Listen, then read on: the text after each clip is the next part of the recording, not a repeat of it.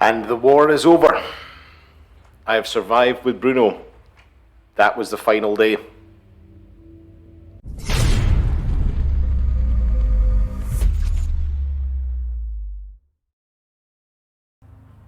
Hello there everyone, it is I, Big Bear, back for the next episode of This War of Mine. If we recall in the last episode, I made a number of horrendous mistakes.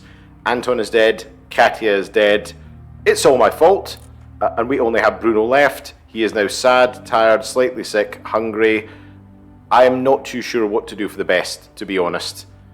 I know that I took my moonshine to barter with just in case, so I've used all of that. I think I need to make some more moonshine, because if I don't, then we can't get Bruno back up to par. Thankfully we can make some of it just now, so I'll get straight on to that. We should hopefully only have a few days to the ceasefire, but I have royally messed up.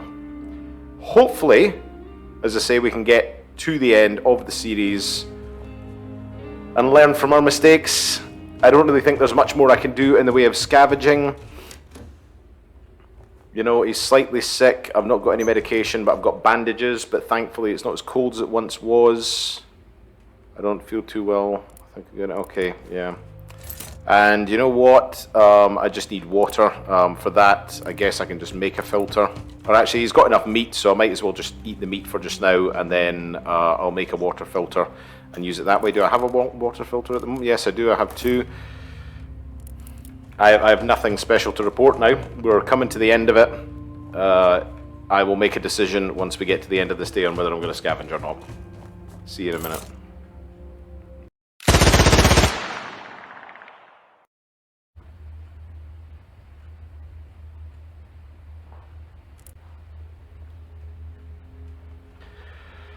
And the war is over. I have survived with Bruno. That was the final day.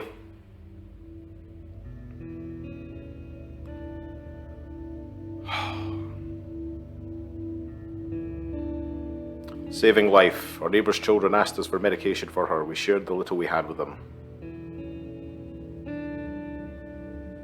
Violent skirmish. Several soldiers were killed by Pavel. Hungry children. The children we had helped earlier came to ask us for food, but we couldn't help them. Girl in peril. Pavel saved a girl from a drunken soldier. Oh, that did count, so that was in the supermarket. Pavel died. Pavel was killed by looking for supplies. Day 11. Day 12. Blood in your hands. Katia killed a bandit. Yes, I did. A sniper's victim. Our neighbour's brother got wounded by a sniper's bullet. Katia helped carry him to safety. Day 25. Rebel investigation. Rebel soldiers asked us if our neighbour had stolen supplies from a humanitarian aid container. We lied to them and denied it. Plea for help. Our neighbour felt unsafe and asked us to help board up her windows. We did that. Day 38. Buried alive. A shell hit a nearby tenement and some people were trapped under the rubble. Bruno helped pull them out. Day 40. Katia died. She was killed looking for supplies. Day 41. Anton died. He was killed looking for supplies. The ceasefire. Day 42. The long-awaited ceasefire finally came into force, eventually putting an end to the fight in Pogordan. Those who managed to survive the wall in Groznyvia would never forget it.